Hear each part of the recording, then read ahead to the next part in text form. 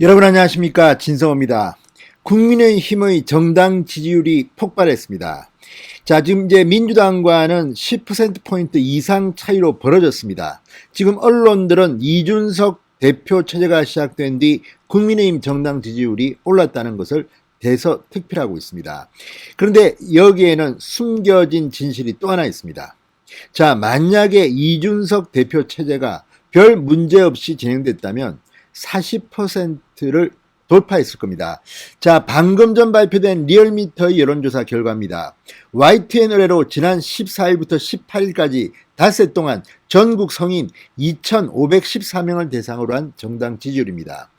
자, 국민의힘 지지도는 전주보다 0.6%포인트 오른 39.7%로 집계됐습니다. 0.6%포인트 올랐기 때문에 그렇게 크게 오른 것은 아닙니다. 자, 4.7 재보선 직후 4월 10일 때 발표했던 39.4%보다 조금 더 높습니다. 창당 후 최고의 수치입니다. 그러나 국민의힘은 마냥 기뻐할 수는 없습니다. 왜냐하면 만약 윤석열 전 검찰총장에 대해서 이준석 대표가 공격하지 않았다면, 그리고 이준석 대표의 당직 인선이 순조로웠다면 아마 40%를 훨씬 더 초과했을 것이기 때문입니다. 국민의힘 정당 지지율의 일별 분석을 보면 상당히 충격적입니다. 이게 닷새 동안의 정당 지지율을 조사해서 평균을 낸 겁니다. 그런데 일간으로 보면 지난 16일 날 42.2%로 40%를 돌파합니다. 엄청난 속도입니다. 그런데 문제는 17일 날 39.2%로 확 떨어집니다. 그리고 18일 날은 36.3%로 급락합니다. 자, 이 이유는 뭘까요? 만약에 이준석 체제가 순항했다면 이렇게 주 후반에 급락했을까요?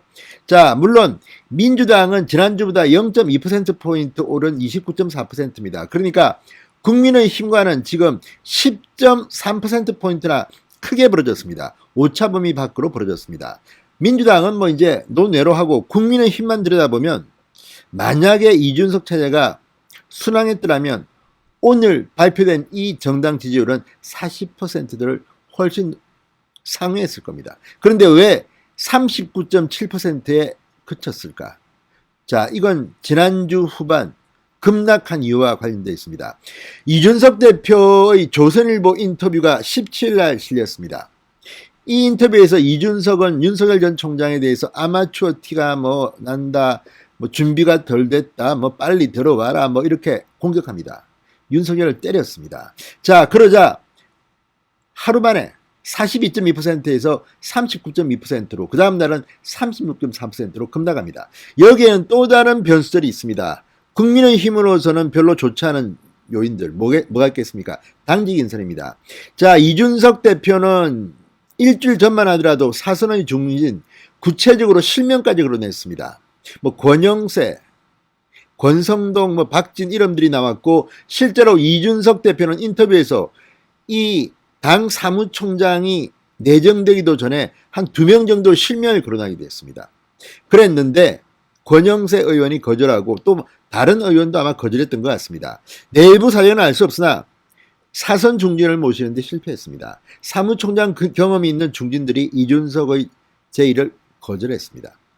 그리고 한기호 삼선 의원을 내정했습니다. 그리고 최고위원회는 통과시킵니다. 물론 한기호 의원은 상당히 훌륭한 분이고 정직한 분입니다. 군인 출신을 사무총장에 뭐 이렇게 내정하고 임명한 것도 먼저 나쁘지 않다고 봅니다. 그러나 중요한 것은 국민들의 민심입니다. 이 당직 인선, 여기에 김도읍 정책위 의장까지 발표됐습니다. 자, 여기에 대해서 또 미세하게나마 국민의힘 지지율은 흔들린 것으로 보입니다. 더 중요한 것은 바로 이준석 대표의 병력 의혹이 민주당으로부터 제기된 겁니다. 자, 36.3%로 급락한 18일 오전 민주당 최고위원회의에서 한 최고위원이 이준석의 병력 의혹을 제기합니다. 물론 이준석은 이 과거의 문서까지 제시하면서 이거 허위다 이렇게 이야기했습니다. 유튜브도 내렸습니다. 그러나 문제는 이준석의 병력 의혹은 지금 조금 진행될 것으로 보입니다.